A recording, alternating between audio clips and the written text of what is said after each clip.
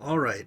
Now that we've gone up past Deuteronomy 22, let's stop in Deuteronomy 24 and discuss the marriage and divorce laws. Okay? It's very short and it's worth discussing since that is the topic Yeshua, Jesus, is discussing in Matthew. The Berean, this is the Berean Standard, the Berean Standard, Bible, and it has the subsection title Marriage and Divorce Laws. Verse 1, if a man marries a woman, but she becomes displeasing to him because he finds some indecency in her, he may write her a certificate of divorce, hand it to her, and send her away from his house. If, after leaving his house, she goes and becomes another man's wife, and the second man hates her, writes her a certificate of divorce, hands it to her, and sends her away from his house, or if he dies, then the husband who divorced her may not remarry her after she has been defiled, for that is an abomination to the Lord. You must not bring sin upon the land that the Lord your God is giving you an inheritance.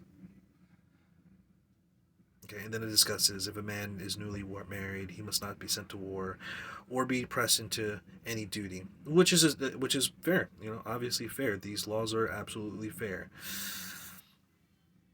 Let's stop in Jeremiah along the way to discuss God, Yah, divorcing Israel. I was going to say Jesus, but Jesus is God, but we're discussing the Father here. So, Yah, God. So let's go there. Here, so we are in Jeremiah 3. As I discussed earlier, Jeremiah 3, we might as well read it, and we will literally be reading the verses I discussed because it also discusses Yah divorcing Israel. The wages of the harlot is the subsection title for the Berean Standard Bible of this beginning portion of Jeremiah 3, beginning in verse 1. If a man divorces his wife and she leaves him to marry another, can he ever return to her? Would not such a land be completely defiled? But you have played the harlot with many lovers, and you would return to me, declares the Lord? Lift up your eyes to the barren heights and see. Is there any place where you have not been violated? You sat beside the highways waiting for your lovers like a nomad in the desert. You have defiled the land with your prostitution and wickedness. Verse 3, therefore the showers have been withheld, and no spring rains have fallen. Yet you have the brazen look of a prostitute. You refuse to be ashamed. Verse 4, have you not just called to me, my father? You are my friend from my youth. Verse 5, will he be angry forever? Will he be indignant to the end? This you have spoken, but you keep doing all the evil that you can. Next section title, Judah follows Israel's example. Now, verse 6, now in the days of King Josiah, the Lord said to me, have you seen what faithless Israel has done? She has gone up on every high hill and under every green tree to prostitute herself there. Wow. Verse 7, I thought that after she had done all these things, she would return to me. But she did not return, and her unfaithful sister Judah saw it.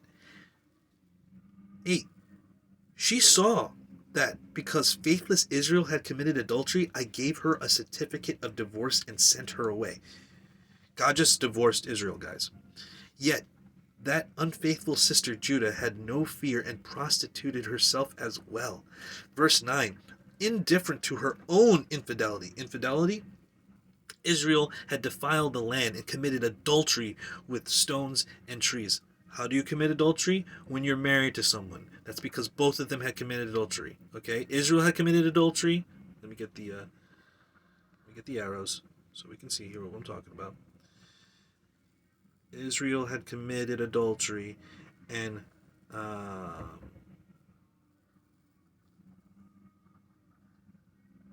Judah prostituted herself as well. Okay? Yet, in spite of all this, her unfaithful sister Judah did not return to me with all her heart, but only in pretense, declares the Lord. Does that sound familiar? Okay, and then there's a call to repentance. And this is discussed at length in Ezekiel 23, where he calls them both committing adultery.